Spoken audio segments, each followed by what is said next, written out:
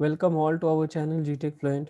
Our today's topic number 32 in ASP.NET Core video series is installing the Bootstrap with our ASP.NET Core MSA application. So in this video, we'll see what are the different tools available for installing the Bootstrap or adding the Bootstrap into our Visual Studio. From the next video, we are going to see how to connect with the database using Entity Framework Core. So we will start the new video series from the next video to connect with the database using the Entity Framework Core into the ASP.NET Core MVC. So let's start and see how to install Bootstrap into the ASP.NET Core MVC.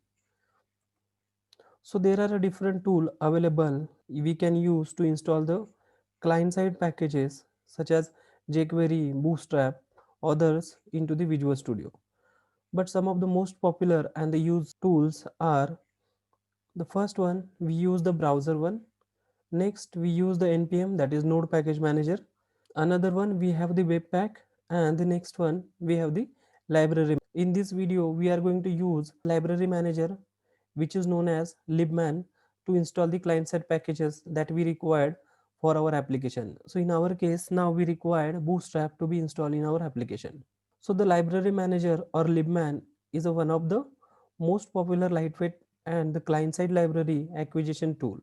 So this tool is basically used to download the client libraries into our application or client side libraries and frameworks such as Bootstrap, jQuery from a file system or CDN, which is known as a content delivery network, in our application. So let's switch to the Visual Studio and see how to install the Bootstrap into our application. So we are in our project which we are using for this video tutorial series. So to install the Bootstrap into our application, you need to right click on your project name. So our project is sample project. Just right click, go to the add option, and you will find the client side library. Just click on the client side library. So leave the default option provided by the CDNJS. So in the library text box, just type the Twitter Twitter dash bootstraps. Just select this Twitter dash bootstrap. So as we have selected the matching entry which is included, it's Twitter dash bootstraps. So once you select the matching entry, it will tries to install the latest version of the Bootstrap. So if you see, the current version is a 4.5.3. So if you want to change the version, you can specify the version over here, but for now we will keep this as it is. In the down there are two radio button available. If you see, first is a include all library files, and another one is choose specific file. So if you want any specific file to be included, so in that case you need to click on the choose one. For now we will keep include all files. So in the target location, specify the folder where our library is going to create it. As you know, in ASP.NET Core by default static files are served from the www root. So keep this as it is. Finally we need to click on the install. So once you click on the install, it will installing our Bootstrap in our application. If you find, so it will take time. So once it's successfully installed, then you will find two things. One is a libman.json file is created in our project directory, if you see here, and another, if you go to the www root folder, library folder for the Bootstrap, and if you expand, we got the css, js and the sss file. So we can use this as per our requirement. In this way we will add the Bootstrap into our application. So now if you want to clean the library file which is created or installed by the library manager, so in that case you need to right click on the libman.json file. So just right click and you will find the clean client side libraries.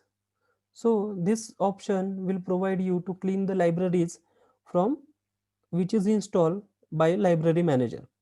If you want to restore client libraries which you have installed using the library manager, so in that case you need to choose restore client side library.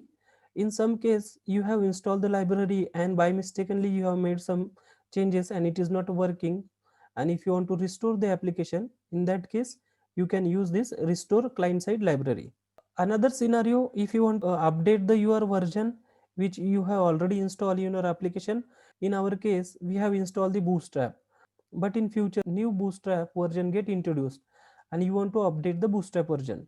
So in that case, you need to open the file, click on the library which you want to update, and if you see we have the light bulb over here, and if you go there you will find the two option, uninstall the Bootstrap. So in this case, if you want to uninstall the Bootstrap, you can uninstall and you can check for the update. So here is the update for the Bootstrap. So if you want to install the update, so you can click on this option, so your Bootstrap version get updated. So in this way we will use the library manager, which is the most powerful tool for installing the client side libraries into our application.